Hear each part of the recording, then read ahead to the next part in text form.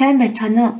Монголын залуучуудын холбооны дэргэдэх залуу багш нарын клубээс санаачлан явуулж буй сайн туршлагын арга цахим уралдаанд Дархан уул аймгийн оюуны ирээдүйн цогцлбор сургуулийн бага боловсролын багш Яв Голлон миний бие утга санааг ойлгуулах төрөлд дугуйн аргаар оролцож байна. Мандах их сургуулийн Дархан уул аймаг дахь салбарын захирал дэд профессор Цагааны Батбах дахь багшийн санаачилсан хэсгийн бодлогыг дугуйн аргаар бодох арга зүйг өөрийн туршлага болгон математикийн хичээлийн сургалтын үйл ажиллагаанд ашиглаж байна. Дугуйн аргын давуу тал нь бодлогын өгөгдөл болон олох зүйлийг загварчлан дүрсэлж хоорондын уялдааг тодтогох олон зүйлийн нуугдмал байдлыг илрүүлэхэд нэн тустай. Архимедийн нэмэх асах үржих хуваах үйлдэлийг ухамсартайгаар хийж сурдаг. Мөн хүснэгтийн аргатаа хослуулан зааж болно. Энгийн бутархай тоон утгыг ойлгомжтой болгохын тулд энгийн бутархай тоонуудын утгыг зургийн хэлбэрээр дүрслэн тайлбарлая. 8-5 гэдэг тоог дүрслэхдээ хэлбэршүүлсэн аргаар харуулъя. 8 хуваасны 5 хэсэг. 6-ны 2, 8-ны 4, 12-ны 4 тоонуудыг хэлбэршүүлсэн аргаар дүрсэлбэл 6 хуваасны 2 хэсэг, 8 хуваасны 4 хэсэг, 12 хуваасны 4 хэсэг гэж дүрслэхнэ. Аливаа энгийн бутархай тоог дээр хэлбэршүүлсэн аргаар дүрслэх боломжтой.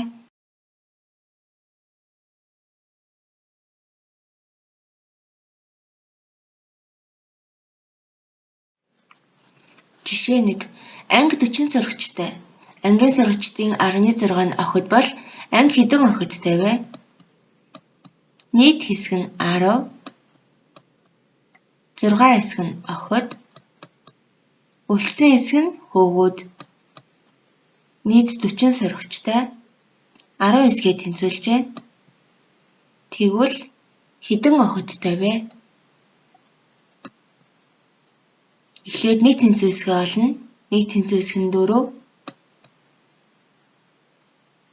6 хэсгээ нэг тэнцвэн хэсэгтээ үржүүлээд охидын тоо гарч ирж байна. Буудлагын тамирчин бэлтгэлийн үедээ бүх сүмнийхээ 9-7-д онож 24 удаа алджээ. Тэрээр нийт хэдэн удаа буудсан бэ? Нийт 9 хэсэг. Нийт хэдэн удаа буудсан мэдэгдэхгүй байна. 9-ний 7 хэсгийг онсон. Алдсан хэсэг нь мэдэгдэхгүй байна. Хэдэн тэнцвэн хэсгийг алдсан бэ? Нийт 9 тэнцвэн хэсгээсээ онсон 7-гоо хасаад алдсан 2 хэсэг гарч байна. 24 удаа алдсан бол нэг тэнцвэн хэсгээ олъё. 24-өө 2-тоо хуваагаад 12. Нийт хэдэн удаа буудсан бэ? 9 хэсгээ 12-тоо үржүүлээд 108. Бодлогын маань хариу нийт 108 удаа буудсан байх нэ. Явган аялалд явахаар 180 сурагч цуглжээ. Энэ нь сургуулийн нийт сурагчдын 23.6 бол сургуулийн нийт сурагчдын тоог олоорой. Нийт 23 хэсэг. Нийт сургуулийн сурагчдын тоо мэдэгдэхгүй байна. Цугласан 6. Үлдсэн хэсэг нь цуглаагүй. 180 сурагч явган аялалд явахаар цугласан. Хэдэн тэнцвэн хэсэг нь цуглаагүй вэ? Нийт 23 хэсгээсээ 6 хэсгээ хасаад 17. 17 хэсэг нь цуглаагүй байх нэ. Нэг тэнцвэн хэсгээ олъё. Мэдэгдэж байгаа 180-аа 9 хэсэгтээ хуваагаад 30. Нийт хэдэн сурагчтай вэ? Нийт 23 хэсгээ 30-таа үржүүлээд 690. Бодлогын маань хариу сургууль нийт 690 сурагчтай. 3 ба түүнээс дээш салбар дугуйтай бодлого. Дугуйчин өөрийн явах бүх замынхаа 5/2 хэсгийг эхний өдөр, 5/1 хэсгийг дараагийн өдөр явсан ба 3 дахь өдөр үлдсэн 60 км явлаа. Дугуйчин нийт хэдэн километр явсан бэ?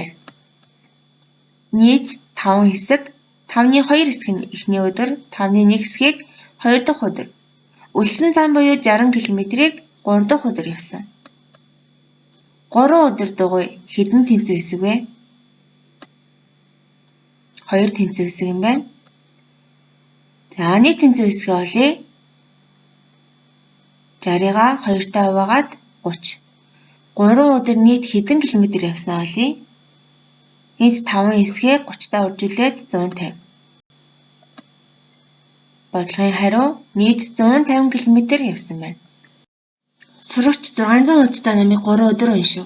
Эхний өдөр бүх хуудасны 12-ны 5 хэсгийг, 2 дахь өдөр бүх хуудасны 12-ны 4 хэсгийг уншсан бол 3 дахь өдөр хэдэн хуудас уншсан бэ?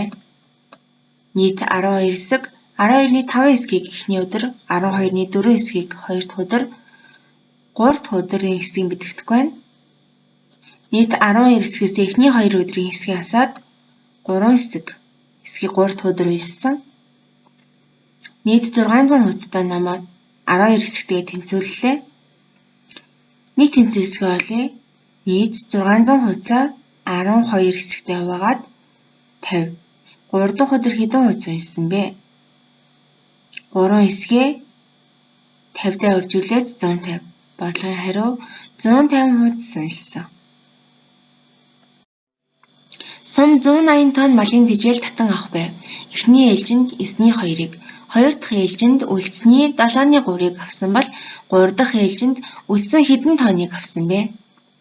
Нийт 9 хэсгээ нийт 180 тонн малын тэжээлтэйгээ тэнцвэрлэлээ. Эхний ээлжинд 9-ний 2 хэсгийг, 2 дахь ээлжинд үлдсэний 7-ны 3 хэсгийг, үлдсэн хэсэг мэдэгдэхгүй байна. 3 дахь ээлжинд үлдсэн хэдэн тонныг авсан бэ? Үлдсэн дугуй хэдэн тэнцвэр хэсэг вэ? Нийт 9 хэсгээсээ 2 хэсгийг асаад үлдсэн хэсэг 7 гарч байна. 3 дахь ээлжний дугуй хэдэн тэнцвэр хэсэг вэ? Үлдсэн 7 хэсгээсээ 2 дахь ээлжний 3 асаад 4. Нийт тэнцвэр хэсгээ олъё. Нийт 180 тонноо 9 хэсэгтэй хуваагаад 20. 3 дахь ээлжинд хэдэн тонн тэжээл авсан бэ? 4 хэсгээ 20 тэнцвэр хэсэгтэй үржүүлээд 80. Бодлогын хариу 80 тонн авсан. Төмөр мөнгөнийхөө 4-ний 1 хэсгийг хувьцанд, үлдсэн мөнгөнийхөө 3-ны 2 хэсгийг бэлгэнд зарцуулав. Түүнд 1500 төгрөг үлдсэн бол анх хэдэн төгрөгтэй байсан бэ?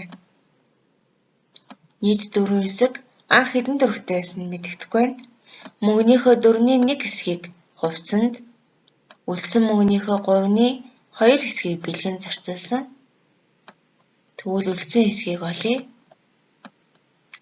Үлдсэн дугуй хэдэн тэнцвэр хэсэг вэ? Нийт 4 хэсгээс хувьцан зарцуулсан 1 хэсгийг хасаад 3. 3 үлдсэн хэсгээс бэлгэн зарцуулсан 2 хэсгийг хасаад 1.